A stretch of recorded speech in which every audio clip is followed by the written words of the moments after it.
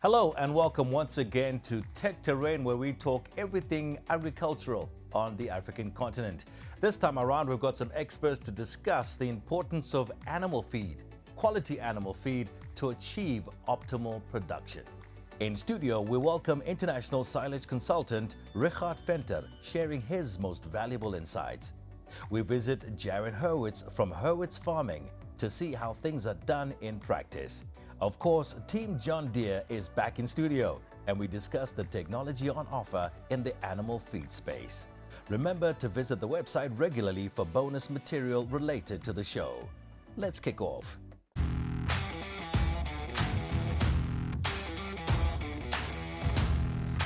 So, to start off this episode of Tech Terrain, we'll be talking about roughage. Quality of roughage when you as a farmer should decide whether to make your own or to buy.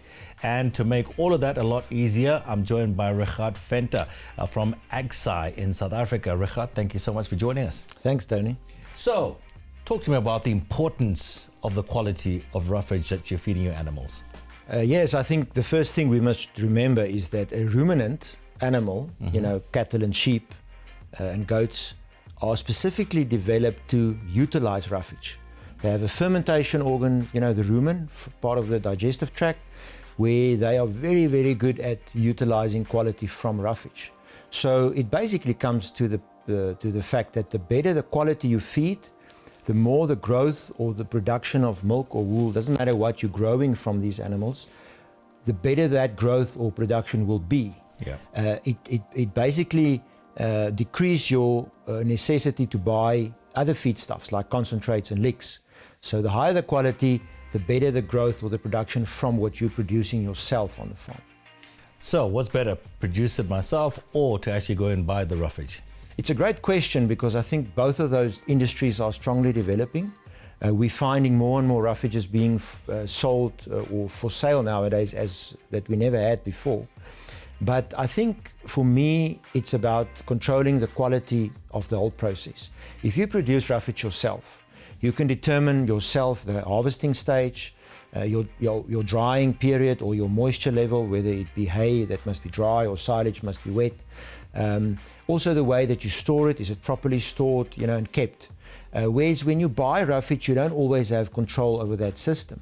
I think if you then buy, it will be good to just understand where it's coming from. So have a relationship with the supplier or go visit the people, and just see what the process is all about so that you know what the quality is that went into that feedstuff. The technology involved in all of this, is it expensive? Expensive is relative. Yeah. I think it's all about the value. We find that you have to sometimes invest to have that extra gain, like a lot of things in life. There's all kinds of technologies that can make roughage production more expensive, if you like, but it's all about the value. You can have two hays or two silages, compare them, the one being more expensive than the other, but the expensive one producing so much more through the animal that it actually, as a cost of gain or cost of milk production, it actually works out much less. So with reference to managing losses, how can a farmer actually produce and store roughage successfully? Managing the losses through that process is absolutely critical. Both through the production period as well as the storing period, as you say, there's challenges. When we look at equipment, for example, there's a big difference in the way that we can today cut, rake, pick up and bale in the case of hay, or pick up and chop in the case of silage. How efficiently the machines, the machinery can actually do that. How much losses is experienced in the field. So you're not even in the hay bale or in the silage pit yet, and you're already experiencing losses. So we have to manage that. And then during storage, hay cannot lie in the sun forever. It degrades. And how many farmers today have enough store space or storeroom space to actually keep all the hay they need inside? Silage might then be a better option because you cover the silage with plastic and you can store it indefinitely, as on the condition, of course, that the plastic stays intact. So in that case, for example, silage offers a better long-term storage mechanism, which will lead to less losses over time. But silage has its own losses. Silage through fermentation, there's losses that we need to manage as well. Talking about some of the challenges that may arise, what mistakes do farmers usually make when they decide to produce their own roughage? I think the first mistake comes in deciding harvesting stage, just cutting stage. Looking at the crop saying, right, today we start. So let's take maize, for example, that's commonly made into silage, the most common silage. Yeah. There's a tendency that farmers harvest the maize for silage too early. So that's a big problem as far as leaving starch and yield potential in that maize crop in the fields. You've spent all the money in producing and even now harvesting this maize as silage, but if you cut early, you lose a yield potential as far as starch and even dry matter yield per hectare. In the case of hay, we can look at lucerne, for example. Lucerne has a lot of leaf losses when made into hay. So the whole decision making about the point to cut lucerne, the point when it's dry enough to pick up and bale, affects that. If it's too dry, most of the leaf stays behind in the field. And that's really the quality of lucerne. Or we can now choose to maybe make the same crop, lucerne, into silage. So now you don't want it to dry out, you want to pick it up earlier, and all the leaves are retained, which gives you very high quality silage. So that has to be managed all along. Is it a good business to get into, farmer produce roughage, obviously for all the farmers? I think it is, as long as you can manage that quality. I think it's a growing trend. A lot of roughages, especially silages nowadays, are for sale. Mm-hmm. I think it's critical to ask, whenever you want to purchase any roughages, to ask for a nutritional analysis. Mm-hmm. The analysis really is showing the quality. You can't just buy from whomever.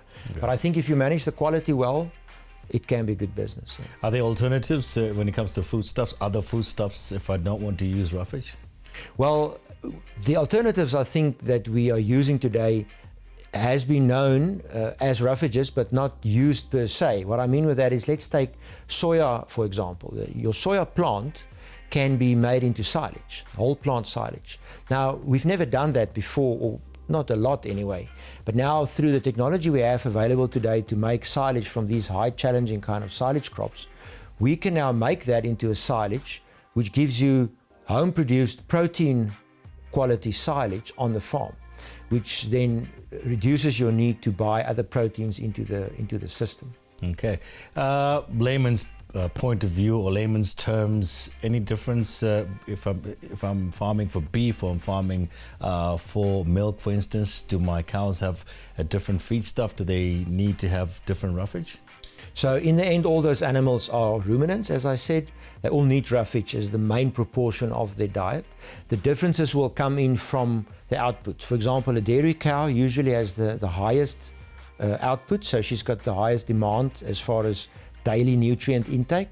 And usually the dairy cow, for example, needs the highest quality and the most nutrient dense feedstuffs, including roughages, that she can find. Mm-hmm. Whereas your extensively reared ruminants, maybe through the winter kind of cattle or sheep scenario, they have much less needs, and for them it's more about survival. We call it maintenance requirements. So there you can actually use the so-called lower quality or cheaper, if you want, roughages, but it's about giving them something to just maintain body condition and maintain health throughout difficult periods. So Richard, your word of advice for anyone who wants to get into beef farming or dairy farming at the present moment, what's the first thing you say to them? First thing I say is home-produced quality roughage. You need to have a source of roughage, whether you grow it yourself or you utilize felt in natural pasture. Yeah. That should be your focus. Your focus should never be to buy all the feed you need, because we're buying concentrates feed, we're buying it at high prices, and there's logistics involved. So the first thing you need, if you want to grow cattle or any ruminants, you need access to high quality roughage. Okay, Richard, thank you so much. Interesting speaking with you. Richard Venter there from AgSci saying the first thing you should do if you want to get into beef farming or even dairy farming is maybe produce your own roughage. Stay with us on Tech Terrain.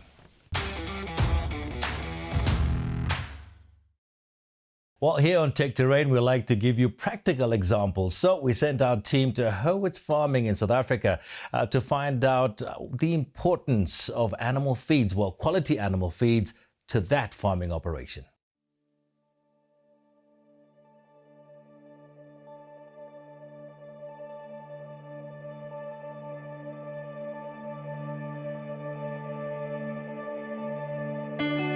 A few years ago we were faced with quite a severe drought, and we thought we'd need to cut off all our maize that was planned for maize harvesting for silage, and we decided to invest in our own machine. So we bought a second-hand old machine, probably a third, fourth-hand machine, because we thought it would be a more cost-effective method than getting in a contractor per se.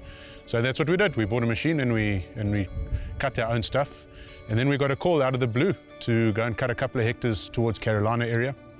Quite a small quota, about 8 hectares, and we decided let's go and do it. Normally that wouldn't be worth the while to haul from here to there, but we decided let's go and do it. And from there it kind of spread a bit of word of mouth that here we were in the area and we had a machine and we were doing the silage contracting business. And so from there it developed, and one thing led to another, and the division within the farming business developed quite a bit when we sort of invested in technology, which was around about 2017. We took quite a big leap in technology investment from a machinery mechanization point of view, and the business grew from there.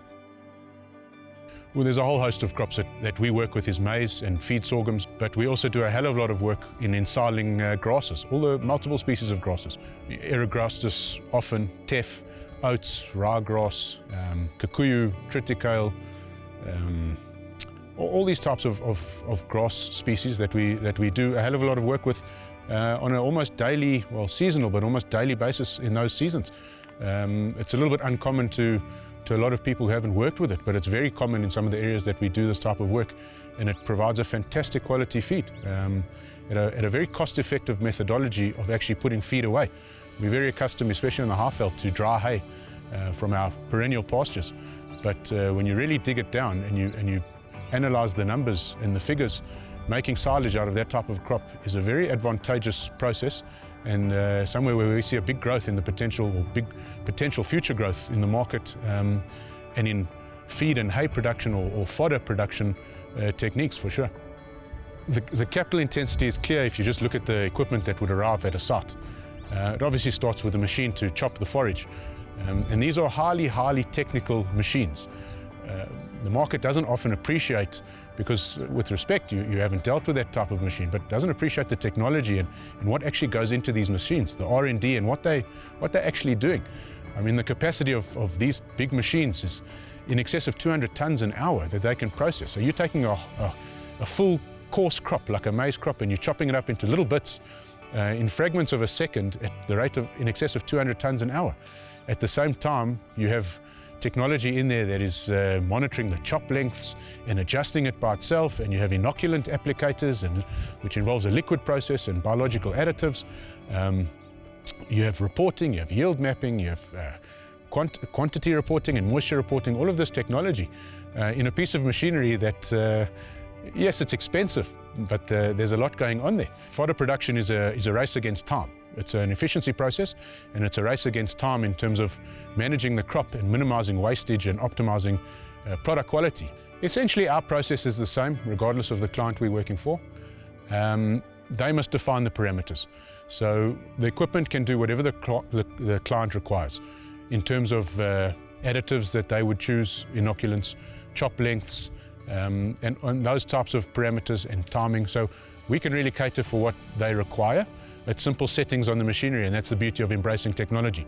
You can adjust these types of settings to cater for what they require. Obviously, livestock such as sheep would require a different chop length, but I mean, that's a simple push of a button in the machine and on you go. And obviously seasons, this is not an exact science. Seasons can throw a curveball at you. Crops can dry off faster than you anticipate, and you have to modulate and adjust accordingly. And you do that with chop lengths and adjusting inoculants and elements like that.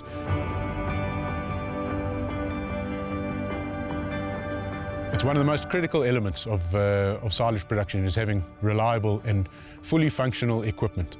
As I mentioned earlier, it's a race against time, and it's a race against efficiency. The silage season is quite a small window period season, and you need to be able to operate, chop, from a contractor's point of view, from an own farmer's point of view, you need to optimize your chopping and your forage making when the timing is right. And from a contractor's point of view, you need to be able to perform that service and move on to the next guy and the next client who needs that service as well.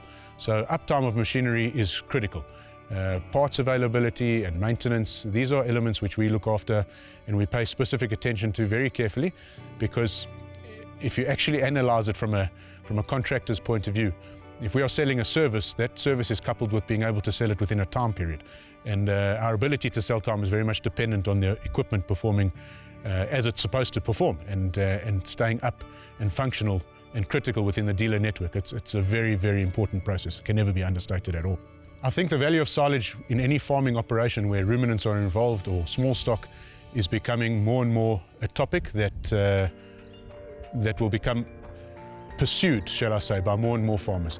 Farming is a business about chasing efficiencies. We know that. We're in a production phase, and often farmers are price takers, they're not price makers. So the ability to remain in business is the ability to chase efficiencies.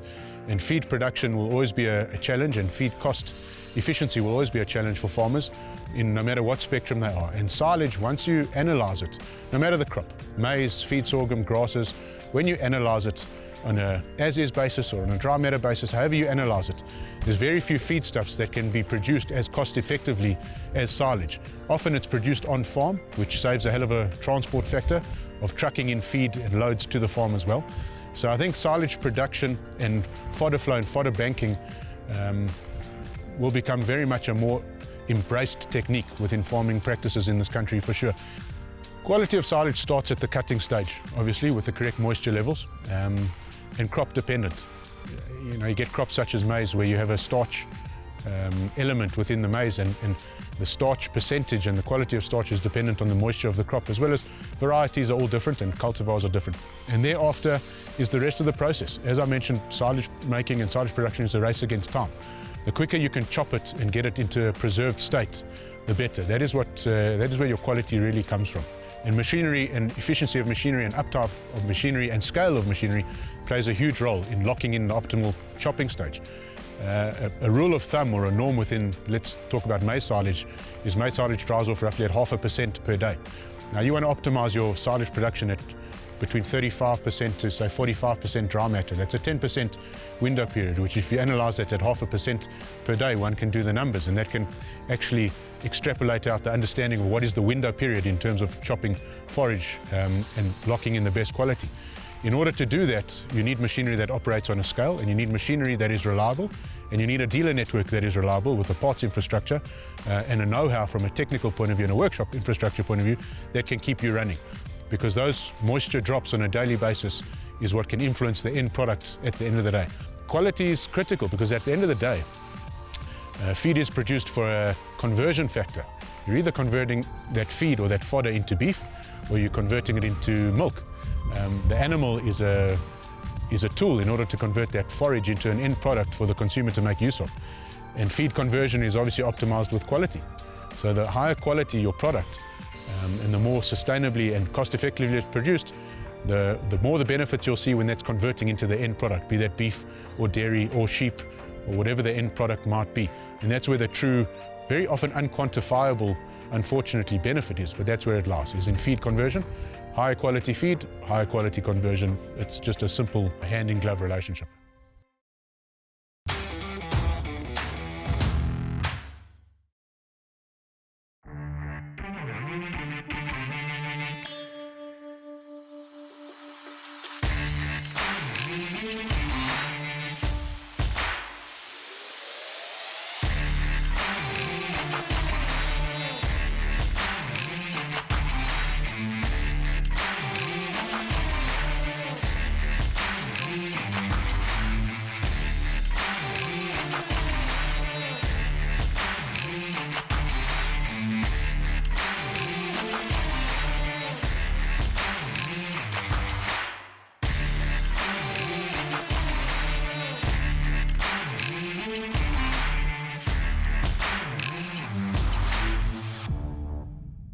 Well, it's time now to join two gentlemen from the John Deere team. They're here to talk to us about the importance of getting good quality animal feed and also some of John Deere's new innovations when it comes to animal feed. I want to welcome Vika and also Peter. Gentlemen, good to have you with us. Thank you, Danny. Peter, let me start with yourself. Let's talk to us about the importance of cattle on the African continent.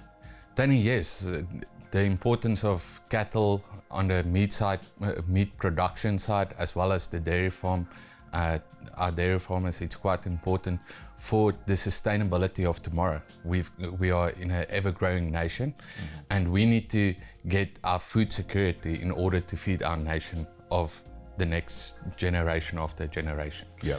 So some of our challenges we encounter in Africa is actually the efficiency of cattle and then the production. So in South Africa, we've got 14 million heads of cattle, whereas we've got a highly efficient farming operation here, where you get high kgs per dairy cattle and also meat production. But if we go back to the African continent, we got even more, I think 35 million heads in Ethiopia, and then also in Tanzania, Kenya, Nigeria. Nigeria got 20 million heads, and that's even more than the cattle in South Africa. So one of the biggest challenges is that efficiency. Yeah. So we're not getting that same efficiency as we're getting in South Africa. So some of the challenges that are directly linked to this is the feeding efficiency. So how do you get that output? And that's where you get more precise in the feeding chain. Now, Vika, when you talk about a lot of the farmers on the continent, a lot of them are subsistence farmers. Are they adopting new technology, like Peter's saying, using that new technology to optimize yield? So it's a bit of a slow intake with the subsistence farmers, but yes, there is technologies available out there for them. Okay, so you're saying there's been slow uptake when it comes to technology from the subsistence farmers, but what does John Deere have, or what does John Deere offer some of these subsistence farmers for them to maybe upscale? Yeah, so we have a wide range of small tractors, square and round balers, and then there's also technology that we spoke about in previous episodes like JD Telelink, where it will help contractors utilize that information and be able to manage their data and obviously get more output out of their work. Okay, so that's what's available for the subsistence farmers. Let's talk about the commercial farmers, Peter. What does John Deere offer them in terms of the new technological advancements? So John Deere actually goes way beyond in the hay and forage equipment with mow conditioners, with different kinds of impellers and conditioners. You can retrofit your machine according to your needs. Well, all our farmers are encountered with the challenge of weather. So this impellers actually assist the farmer when cutting the hay to dry out much quicker or more effectively, and you can retrofit it with your option.